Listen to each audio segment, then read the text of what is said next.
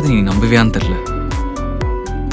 ஆனால் லைஃப்பில் நான் உன்னை ஃபர்ஸ்ட் டைம் பார்த்தப்பவே இந்த தருணம் எப்போ வரும்னா நான் இவ்வளோ நாள் காத்துக்கிட்டு இருந்தேன்.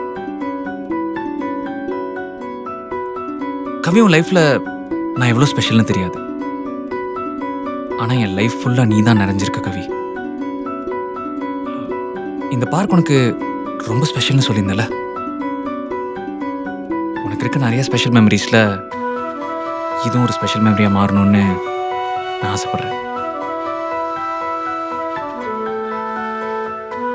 இப்போ உனக்கு பிடிச்ச பார்க்கில் உனக்கு பிடிச்ச பையன் உனக்கு பிடிச்ச மாதிரி ப்ரப்போஸ் பண்ண போகிறான். விஜய், என் லைஃப்ல ரொம்ப ஸ்ட்ரகிள்ஸை மட்டுமே பார்த்து வந்திருக்கேன். என் லைஃப்ல ஹாப்பியஸ்ட் மூமெண்ட்னா நான் இதை தான் சொல்வேன். ஆனா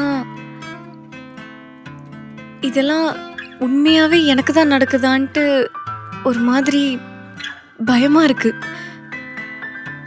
ஏன்? நீ என்னை விட்டு போக மாட்டல்ல?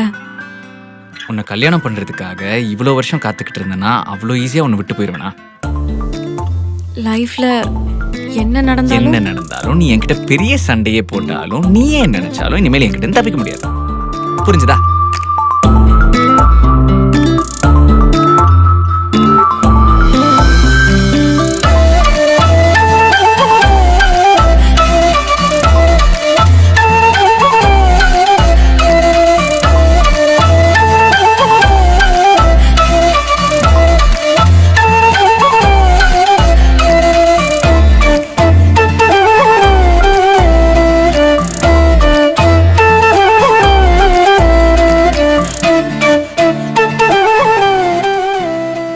லைஃப் இஸ் ஃபுல் ஆஃப் சர்ப்ரைசஸ்ன்னு சொல்லுவாங்க.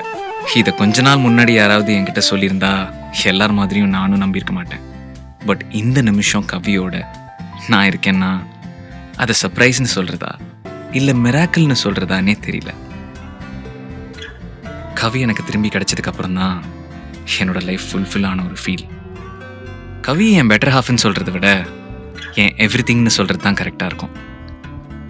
யார் என்ன சொன்னா என்ன, எங்கள் லைஃப்பை நாங்கள் தான் வாழ போகிறோம்.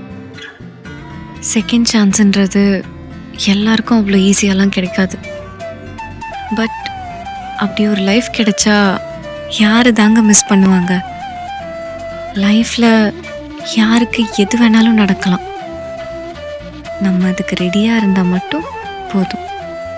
லைஃப்பில் அவள் என்னை திரும்பி ஏற்றுக்கிட்டதுக்கு அவள் எப்போவுமே சந்தோஷமாக இருக்க மாதிரி ஒரு லைஃப் கவி என் கூட வாழணும். அவள் கூட சேர்ந்து வாழ்கிற இந்த செகண்ட் சான்ஸை அவள் என்னைக்கும் வருத்தப்படுற மாதிரி நான் வச்சுக்க மாட்டேன்.